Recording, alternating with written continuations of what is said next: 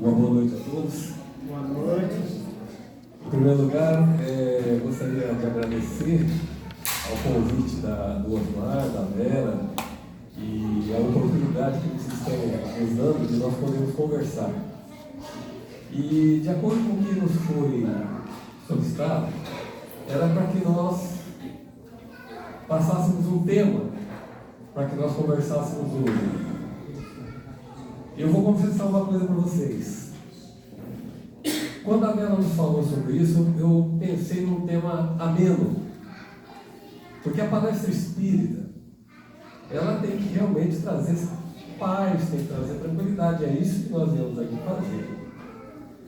E quando eu tentei achar esse tema ameno, esse assunto ameno, muito fui conduzido, até por intuição, talvez, vamos dizer assim, não, há um assunto que talvez suscite um pouco mais de pensamentos, um pouco mais de reflexão em todos nós, que é o assunto do suicídio. E não porque talvez eu tenha sido induzido, alguma coisa assim, estamos no mês de setembro, né? Que é o mês de prevenção ao suicídio. Então, alguma razão tem de ser estarmos aqui. Então, novamente agradeço ao Osmar, agradeço a Vera e vamos então conversar sobre esse assunto. O tema da nossa palestra de hoje é: a maior prevenção é o amor. Se os nossos irmãos procurarem lá no Livro dos Espíritos, nas questões de 943 a 957 de Allan Kardec, nós vamos ver que ele conversa com o Espírito da Verdade sobre um assunto e traz esse tema sobre uma conversa franca com esse Espírito.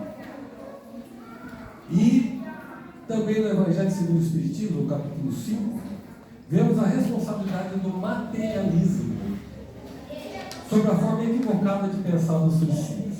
Mas vamos lá. O que suscita em nós essa palavra? E esse assunto, vamos dizer assim. E sabendo também que até muitas pessoas têm a preocupação de nos perguntar se a gente deve até orar pelos suicidas. Parece que existe uma situação que se a gente orar pelo suicida, a gente atrai ele para conosco. E quer uma coisa melhor, uma coisa mais bacana, uma coisa mais humana de se fazer do que você orar por uma pessoa e aquela pessoa se sentir atraída pelo teu bom pensamento? Quer coisa melhor que isso? Quer melhor intenção que essa? Então, meus irmãos, vamos pensar dessa forma. Esse assunto suscita realmente a reflexão. Tem um jornalista, que eu acredito que vocês já devam até ter sabido dele, que é o André Trigueiros, que ele é jornalista da Rede Globo, e ele escreveu um livro sobre esse assunto. O livro chama-se Viver é a Melhor Opção, a prevenção do suicídio no Brasil e no mundo. Porque muito se fala, se pensa, mas não se discute sobre o assunto. E muito se fala também porque tem famílias que, quando tem um suicida que passou pela sua família, alguma coisa assim, a pessoa fica com receio de falar esse assunto. Parece que existe quase que uma maldição de se falar que existe um suicida na família. Então evita-se de falar. Evita-se também de colocar no seu atestado de óbito que essa foi a causa do seu desencarne. E muitas pesquisas têm sido feitas, muitos levantamentos têm sido feitos, e esse jornalista traz isso à tona, que muito se camufla esse dado que eu vou trazer depois para vocês sobre realmente esse assunto, que é uma pandemia, é uma coisa de calamidade pública até, de tanto que acontece isso. Lógico, nós não estamos aqui para polemizar, não. Nós estamos aqui para trazer à tona um assunto sério, um assunto que nós temos que conversar. O antídoto contra o suicídio vem de uma coisa fundamental que o Espiritismo tem como sua base de fé, que é a crença na vida após a morte. Quem não crê na vida após a morte, acha que talvez cometendo esse ato do suicídio, vai se ver livre de problemas. E o Espiritismo vem trazer à luz que isso realmente não é o que acontece. Nós continuamos vivos em espírito mesmo com a morte do corpo físico. Então nós vamos sofrer as consequências dos nossos atos e assim por diante. Ele fala também que tendo calma e resignação, não apenas como aceitação, mas também de forma resiliente, ou seja, compreender o problema e mobilizar recursos para superá-lo, além da confiança no futuro e serenidade. Ou seja, nós temos que falar sobre o assunto, mas com serenidade. Nós temos que falar sobre o assunto, mas com seriedade. Porque existe a situação. Nós não podemos achar que não existe, que existe. Muitas vezes vocês ouvem falar de pessoas que cometeram suicídio. Até a gente às vezes fala, não vamos esquecer disso, pelo amor de Deus. Não, mas nós temos que falar. Nós temos que trazer à luz isso aqui. Outra coisa. Quando nós sabemos que a morte não existe, a morte do corpo, do espírito não existe, o que vai acontecer na nossa reflexão em conversar com pessoas que têm essa tendência a pensar em tirar sua vida antes da hora prevista? É lógico que a gente vai ter condições de explicar, ou pelo menos de falar com clareza, que ele vai realmente sofrer as agruras de um ato impensado. Mas isso com muito carinho nós temos que fazer, muito cuidado, muito tato nós temos que fazer. E também nós temos que entender que é o seguinte: quando o espírito, quando a pessoa comete o ato do suicídio, de alguma forma ele vai ter esse reflexo no seu espírito. Eu acredito que todos saibam o que é o perispírito. Ele vai ter o seu reflexo no seu perispírito. E ele vai ter que se recompor na espiritualidade dessa condição que ele se colocou. E também, Deus misericordioso, Deus bondoso, nosso Pai, Ele dá a oportunidade, e o Espiritismo fala com clareza sobre isso, ao suicida, a todos nós que temos outras tendências, que fala-nos sobre a reencarnação, que é a oportunidade que nós temos de reaver os nossos problemas, nossas dívidas passadas. E se essa for uma tendência que nós temos, nós vamos retornar como reencarnantes com os problemas, talvez, que nós tenhamos deixado no nosso perispírito. Mas vamos lá. E no livro dos Espíritos, na questão 944, Allan Kardec deixa muito claro, quando ele comenta o seguinte, que o homem não tem direito de dispor da sua vida. O suicídio é, portanto, a transgressão dessa lei. Não tenhamos dúvida. Não tenhamos dúvida disso. O suicídio pode ser de duas formas. O suicídio voluntário e o suicídio involuntário. Ele pode ser de forma direta ou indireta. O que é o suicídio voluntário? É aquele que a pessoa faz consciente, ou de decisão consciente ou deliberada. Ele tem a intenção de tirar a sua vida física. Então, essa é direta. E tem a indireta, que de forma inconsciente por distúrbios psicológicos ou uso de drogas socialmente aceitas ou não. O maior exemplo disso, eu acredito que os irmãos possam saber, é um livro que muitos de nós já lemos, que é o livro Nosso Lar, que é escrito por André Luiz sobre... Você conhece, né? Então é a psicografia de Chico Xavier que André Luiz escreveu sobre sua vida. Quando ele conta-nos que quando ele chegou na espiritualidade, depois do seu desencarne, ele foi tratado como suicida. Mas por que ele foi suicida? Ele cometeu o ato em si? Não. Ele foi cometendo o ato em si durante a sua vida. Ele teve vários desregramentos com a bebida, vários desregramentos outros que ele teve. Então, mesmo sendo inconsciente, ele foi tratado como suicida e teve que ter a sua adaptação no mundo espiritual. Então, é um exemplo que fica para nós. E as razões do suicídio são múltiplas. Mas as mais comuns são descontentamento, dos reveses e das decepções, formando o que se chama covardia moral. Eu vou deixar entre aspas esse covardia moral, que está escrito isso aqui no Evangelho segundo o Espiritismo, no capítulo 5, item 16. Eu falo covardia moral, mas não entendamos assim como uma covardia pejorativa. Nada disso. A pessoa não tem mais coragem e se mata. Não. Vamos ver de outra forma. Vamos ver de uma forma menos drástica. A pessoa tem muita decepção, muitas reveses, e ela entra em desespero. Certo? E aí comete um ato. Pode ser por efeito também, que nos fala aqui, da ociosidade, da falta de fé e também da saciedade. De onde trouxe essa ociosidade? Quando a pessoa realmente não quer mais nada com nada. Perdeu toda a vontade na vida. Então ele pensa em suicídio. A falta de fé, não acredita mais em nada também. Não acredita em Deus, não tem fé em nada, também perde a sua razão. Comete suicídio, pode cometer. E também na saciedade, ou seja, nada o sacia. Nada. Ele pode ter tudo ao mesmo tempo, quer sempre mais. Então nada o sacia. Isso pode levar também a cometer o suicídio. Isso está na questão 243 do Livro dos Espíritos. Agora, meus irmãos, vocês têm que convir que um assunto muito em voga no momento, que é o problema da depressão, que é um problema mundial. Todos nós temos alguém próximo a nós que passa por momentos de depressão. Certo? E a depressão, ela é um dos fatores que ela é a patologia mais presente mesmo, dentro daquelas pessoas que estão com a intenção de praticar o suicídio. Só que a depressão, ele não é o motivo só principal. A depressão é um indicador.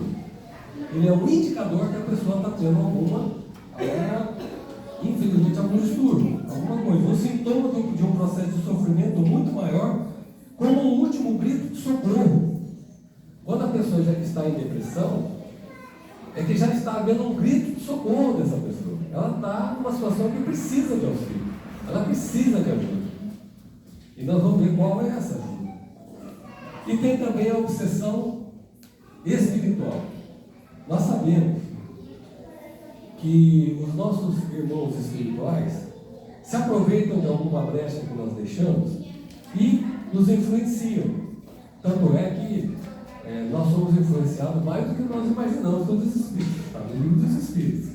E quando nós somos influenciados por obsessores, eles podem nos levar a pensamentos suicidas. É o que nos diz aqui. Então, a obsessão espiritual, e não podemos ainda esquecer das causas como as obsessões, como nós estamos falando. Isso está no livro Dramas da Obsessão, de Ivone Pereira, ditado por Adolfo Bezerra de Menezes. Ele fala muito claramente sobre esse assunto nesse livro. E também, na Federação Espírita Brasileira, num livreto que diz assim, Em Defesa da Vida, Suicídio Não, esse em 2017, a FEB nos passa o seguinte: o suicídio é considerado como uma fragilidade humana, um estado de desequilíbrio, no qual o sujeito não consegue reconhecer que com o tempo tudo se resolve e que nenhum problema tende a ser eterno. Mas tudo bem, quando a pessoa está em desespero, em depressão, ou num ato de obsessão, às vezes ele não tem nem condição de pensar sobre isso. Ele está tão desesperado que ele não tem raciocínio sobre isso. Mas é algo que a gente tem que pensar. É uma fragilidade realmente dele. Está precisando de ajuda, ele está frágil. E o melhor a saber é que a vida continua após a morte. Mas como? O que nos diz que a vida continua após a morte? Nós sabemos que os espíritos já desencarnados vêm ter conosco, vêm conversar conosco em reuniões mediúnicas. Eles mesmos vêm falar conosco o que eles estão passando, ou que já passaram. Então essas comunicações trazem a certeza de que a vida continua após a morte, e também eles trazem a notícia do que eles estão passando. Claramente o que eles estão passando. E nós temos aqui também as consequências do suicídio. Essa consequência está somente no suicida? Não. Está também nos familiares e nos amigos que aqui ficam. E tem inclusive tratamentos voltados para a família daqueles suicidas. Existe tratamento. Tá? E qual que são o que as pessoas da família ou os amigos podem sentir? Quais os sentimentos que eles têm? Eles podem ter o abatimento, a vergonha de falar que o amigo ou a família se suicidou, culpa. Às vezes a pessoa tem culpa de saber o que eu fiz para determinada pessoa para que ele cometesse determinado ato. Fica com um sentimento de culpa, tristeza imensa de ver aquela pessoa acabar com a sua vida, às vezes tão jovem. Raiva por quê?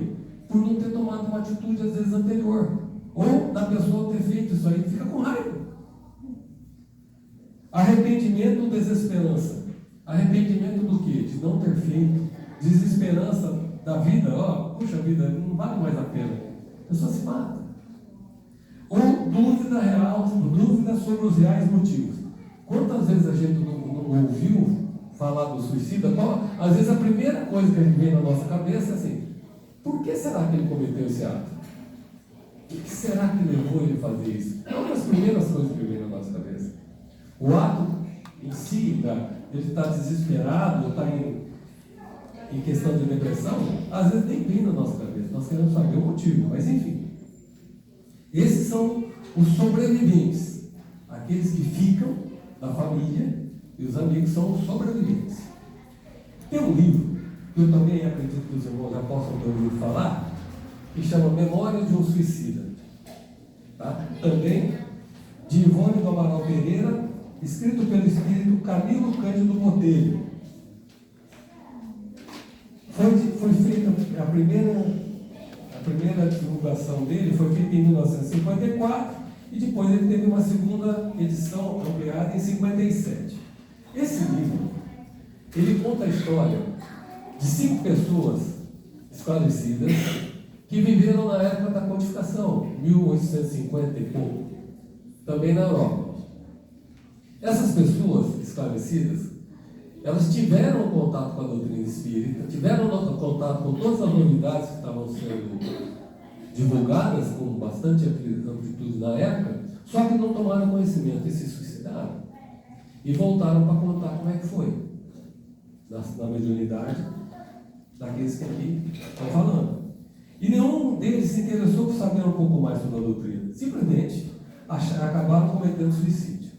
Então, Camilo Castelo Branco, sob o pseudônimo de Camilo Cândido Botelho, ele descreve a médium Ivone Pereira sobre tudo o que aconteceu nessa dolorosa experiência. Só que também, não vamos entrar na polêmica do livro, vamos entrar naquilo que o livro nos traz de ensinamento para nos aliviar. A grandeza da misericórdia divina para com os suicidas arrependidos. Está expresso isso. Os suicidas arrependidos, trazendo-lhes a oportunidade de conhecer o universo, a vida e sua integral dimensão. Ou seja, cometeu o suicídio, houve esse desespero, houve, mas tem esperança, tem a misericórdia divina, que dá novas oportunidades. Os suicidas arrependidos. E segundo a fé, a prevenção espírita do suicídio no centro espírita pode ser conduzida da seguinte forma: com a prece, o passe, o estudo, o trabalho do bem, o diálogo fraterno, o atendimento fraterno e o esclarecimento doutrinário a espíritos obsessores, entre outros. Vocês concordam que tem toda essa dinâmica no centro espírita para nos dar o resguardo sobre esse assunto? Temos sim.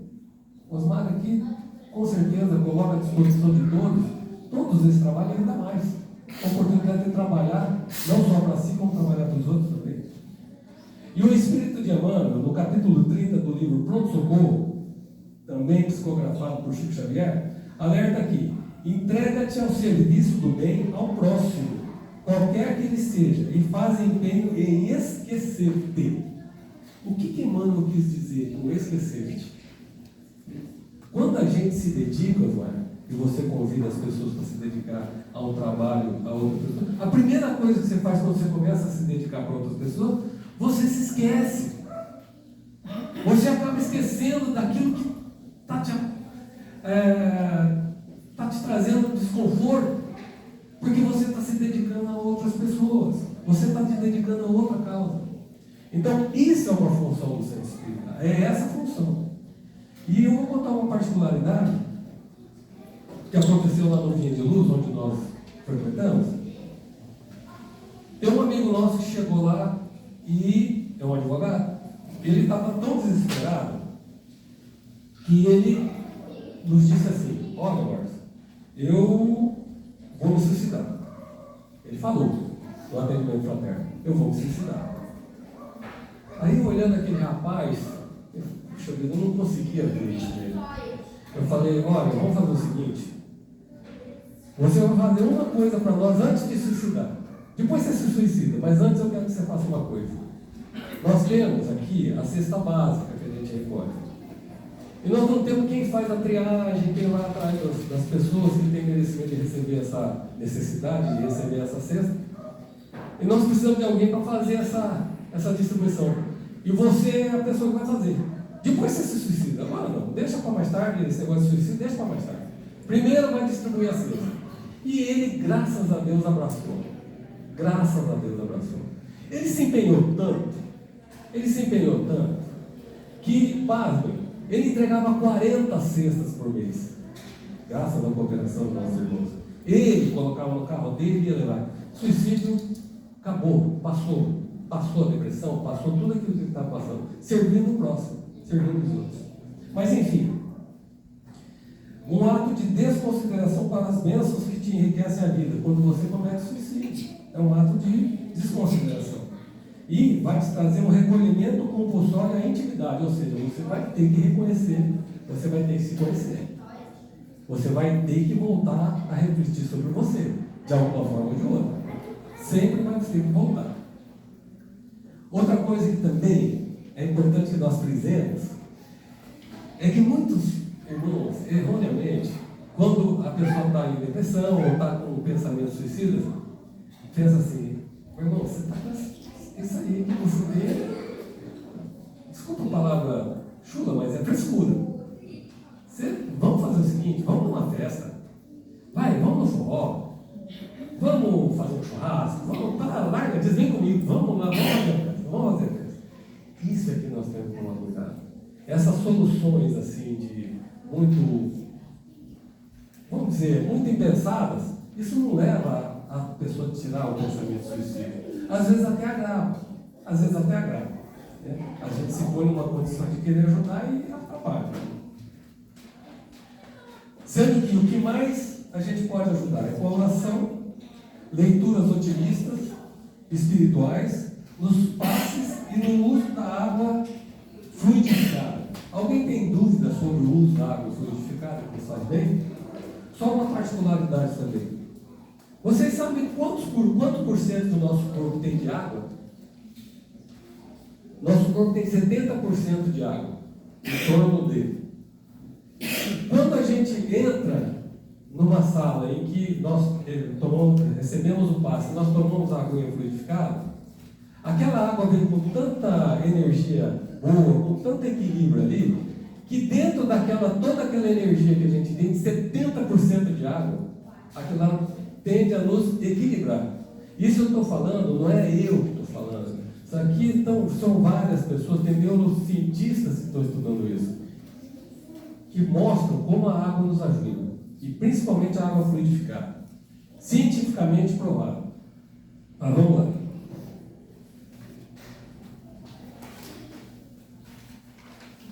Outra coisa que eu acredito que vocês vão concordar comigo, que a prevenção do suicídio contra isso, inicia-se dentro de sua própria casa, naquilo que nós chamamos de evangelho no lar, culto cristão no lar, ou que seja, um dia por semana, vocês devem saber disso, um dia por semana que você desliga a televisão, desliga o celular, uma hora que você se compromete, um dia da semana, um diazinho, e você desliga tudo e você reúne a família, faz uma leitura edificante, conversa um pouco, faz uma oração, é um dos melhores preventivos contra o suicídio dentro da sua própria casa.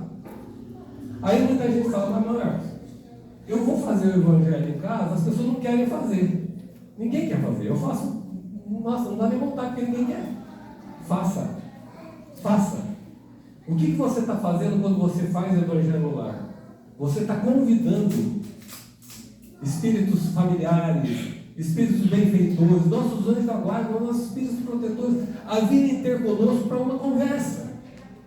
Uma conversa amiga, um bom relacionamento com a família. Às vezes a pessoa está desesperada. E pasmem, a gente às vezes imagina que entre as nossas quatro paredes de nossas casas existe um benefício ali parou. Não.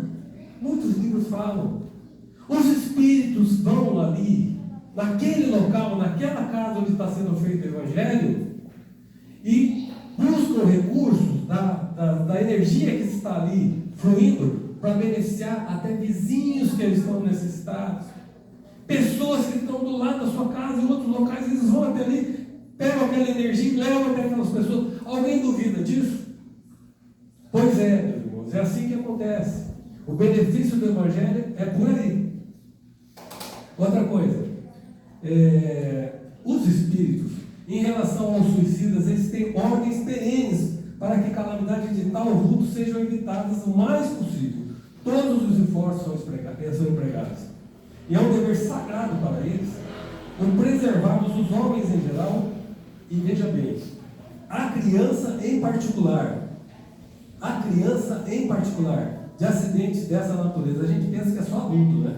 Não, crianças a partir de 4 anos com indícios claros de depressão, por incrível que pareça. Agora, qual é a explicação disso, Osmar? Criança de 4 anos, que idade que tem aquele espírito daquela criança de 4 anos?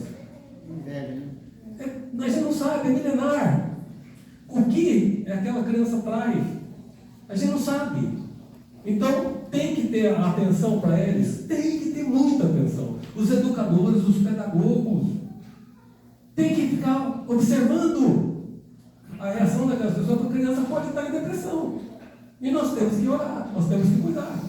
Mas, enfim, o ser humano esqueceu-se de uma coisa na sua essência. Nós estamos trocando sensações e não estamos trocando emoções. A procura de saciar as nossas sensações está sendo muito maior do que nós termos emoções com as pessoas que nós convivemos. Vocês concordam com isso? Dentro da vida agitada que nós temos hoje? É muito claro isso, gente. Então, o suicida se apresenta às vezes com essa troca que nós fazemos como uma única solução. E, logicamente, dentro daquilo que a gente está falando, é um erro, engano. Não é solução, em forma alguma. O próprio Divaldo, vocês sabem disso, hein? Quando ele era jovem ainda, a sua irmã, ela cometeu suicídio. Isso em 1939. Na casa dele, a irmã dele cometeu suicídio. E ele, já trabalhando, né, ele foi mandado embora do emprego. Aí ele pensou em se suicidar. Ele pensou em se matar, sabia, né? Ele pensou em se matar. Ele queria cometer suicídio. Mas sabe o que aconteceu, gente? A irmã dele veio no espírito e falou bem o seguinte: não faça isso, ninguém morre. Falou para Divaldo. Ele viu a irmã dele entrar no quarto e falar: não faça isso não, ninguém morre. E o que aconteceu com o Divaldo? Todos nós sabemos. Foi como uma chave, foi como que ele ligou a luz. Tanto que nos traz tanta luz até hoje. Mas ele também teve esse pensamento suicida. Pare mais dele. Né? E também um conselho que nós não podemos deixar de falar aqui. Nós falamos do centro espírita, nós falamos de depressão, nós falamos de obsessão, mas nunca deixem de procurar assistência médica, psiquiátrica, psicológica ou qualquer outro profissional que lide com isso. Nunca. Não é porque nós estamos indo a um centro espírita ou uma casa de oração que nós temos que nos descuidar do nosso corpo físico. Por favor. O psiquiatra também médico, quando a gente vai em depressão, ele também manda a gente procurar uma igreja, ele manda a gente procurar Deus. Pois é. Então, quanto mais a ciência e a fé estiverem juntos, trabalhando em favor do ser humano, da compreensão, isso é um fator que sempre vai nos fazer bem. Então, se o psicólogo ou o psiquiatra está fazendo isso, ele está fazendo com muita razão. Né? Outra coisa que Divaldo falou é que a vida não pertence a nós, ela pertence à causa básica do universo. Ou seja, esse corpo que nós temos aqui, esse corpo físico, está emprestado para nós. Não é nosso, não. Está emprestado. Tá? Então o nosso espírito está usando desse corpo até as agulhas do dia a dia para a gente aprender. Depois, nós vamos ter que dar conta desse corpo aqui, por empréstimo. Se nós tiramos a nossa vida antes, então nós vamos ter que dar conta disso. Isso aqui está emprestado. Isso aqui pertence ao universo. Isso aqui vai acabar, mas o espírito vai continuar, nós vamos ter que dar conta. Então, o conselho de Divaldo, para a melhor situação que você possa estar enfrentando, comece a amar. Comece a amar.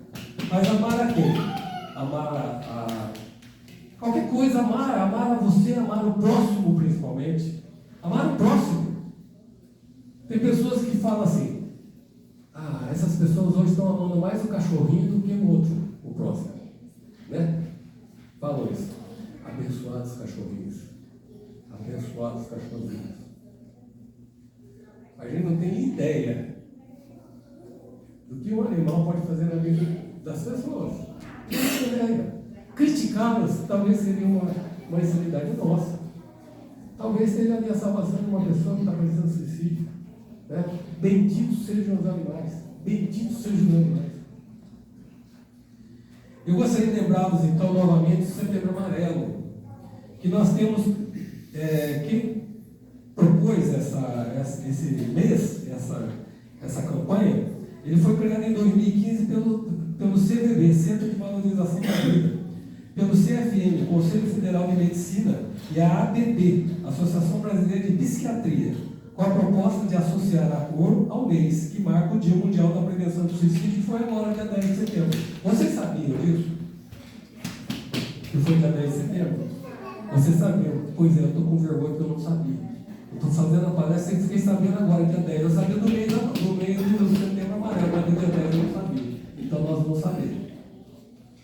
Aí, meus irmãos, eu vou propor uma coisa a vocês, que é algo que no Evangelho segundo o Espiritismo está lá, no capítulo 28, da coletânea de preces espíritas, no item 70, que diz: prece a um suicídio. E eu gostaria de tomar a liberdade de ler essa prece, que eu acredito que vocês já devem até ter lido, e que nós façamos, então, com essa prece, a nossa intenção, as pessoas que a gente possa saber que estejam passando por esse momento de desespero. Vocês me acompanham na leitura? Então vamos lá. Sabemos, ó meu Deus, qual a sorte que esperam os que violam a tua lei, abreviando voluntariamente seus dias. Mas também sabemos que infinita é a tua misericórdia. Diga-me, pois, de estendê-la sobre a alma do determinado irmão ou irmã. Possam as nossas preces e tua comiseração abrandar a severidade dos sofrimentos que ele está experimentando, por não haver tido a coragem de aguardar o fim de suas provas. Bons Espíritos, que tendes por missão assistir os desgraçados, tomai-os sob a vossa proteção, inspirai-lhe o pesar da falta que cometeu, que a vossa assistência lhe dê forças para suportar com mais resignação as novas provas por que haja de passar, a fim de repará-la. Afastai dele os maus espíritos, capazes de o impedirem novamente para o mal e prolongar-lhe os sofrimentos, fazendo-o perder o fruto de suas futuras provas. A ti, cuja desgraça motiva as nossas preces, nos dirigimos também para te exprimir o desejo de que a nossa comiseração te diminua o amargor e te faça nascer no íntimo a esperança de melhor porvir. Nas tuas mãos está ele. Confia na bondade de Deus, cujo seio se abre a todos os arrependimentos e só se conserva fechado aos corações endurecidos. Essa é a oração ao suicídio, meus irmãos. E no item que nós temos que ver aqui também, a ajuda ao próximo auxilia no nosso crescimento pessoal e espiritual da construção da nossa plenitude. Isso não precisa dizer, que a gente só vai encontrar essa paz quando a gente está ajudando e se preocupando com o próximo. Portanto, meus irmãos, meus queridos irmãos e irmãs, o verdadeiro antídoto contra o suicídio é a prevenção.